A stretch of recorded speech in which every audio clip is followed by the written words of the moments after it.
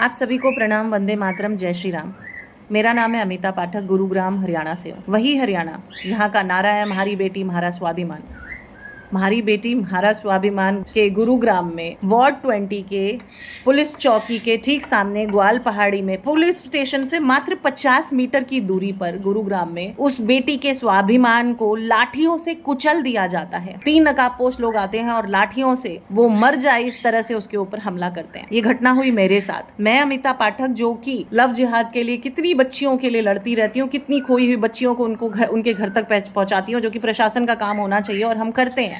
कितनी बच्चियों को हमने बचाया है।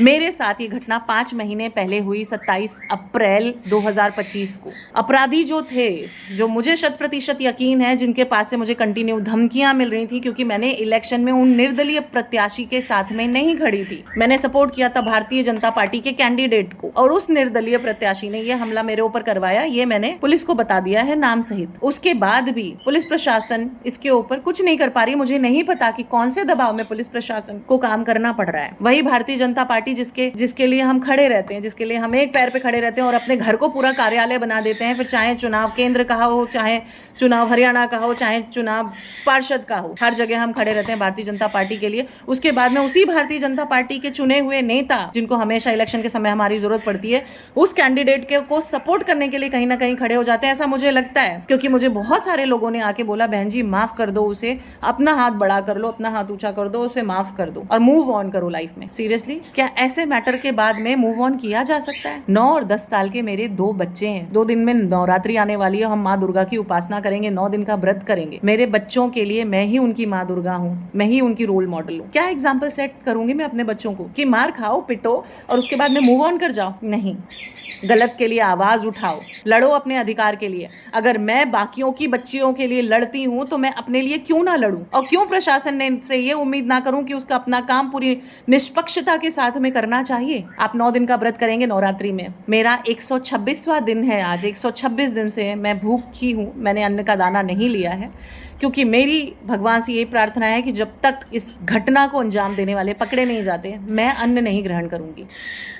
मेरे ही परिवार के बच्चे जो कॉलेज जाने वाले हैं, वो मुझसे पूछते हैं, चाची क्या वो पकड़े गए? क्या बोलूं उनसे? अब तक नहीं है। और क्या रीजन दूं उनको कि क्यों नहीं पकड़े गए? क्योंकि एक वो विशेष जाति का है और वो सारे लीडर्स उसको सपोर्ट कर रहे हैं, जिनके लिए मैंने अपना ये हल करवाया, अपना हाथ तुड़वाया। उन्होंने हमला यहाँ पे किया था, यहाँ की चोट तो ठीक हो गई, पर जो मेरे मानसिक स्थिति है, जो मुझे मस्तिष्क में चोट लगी है, जो मेरे हृदय में चोट लगी है, क्या वो कभी घर भर पाएगी? वो भरेगी। वो तभी भरेगी जब इस घटना को अंजाम देने वाले उस नपुंसक मानसिकता के लोग पकड़े जाएंगे।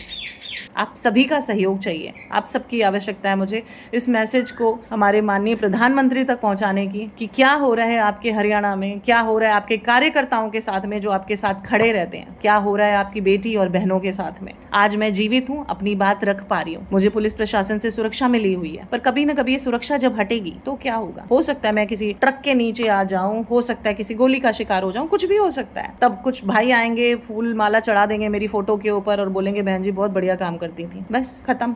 नहीं, ये खेल ऐसे खत्म नहीं होगा। जिन्होंने इस घटना को अंजाम दिया है, जब तक वो अरेस्ट नहीं होते, चाहे कितना भी समय लग जाए, मैं अन्न ग्रहण नहीं करूंगी। मूव ऑन करना सोल्यूशन नहीं है, लड़ना सोल्यूशन है। ऐसे लोगों को उनके जो उन्होंने कार्य किया है उसके अंजाम तक उनको सजा मिलनी चाहिए, यही इसका सोल्यूशन है।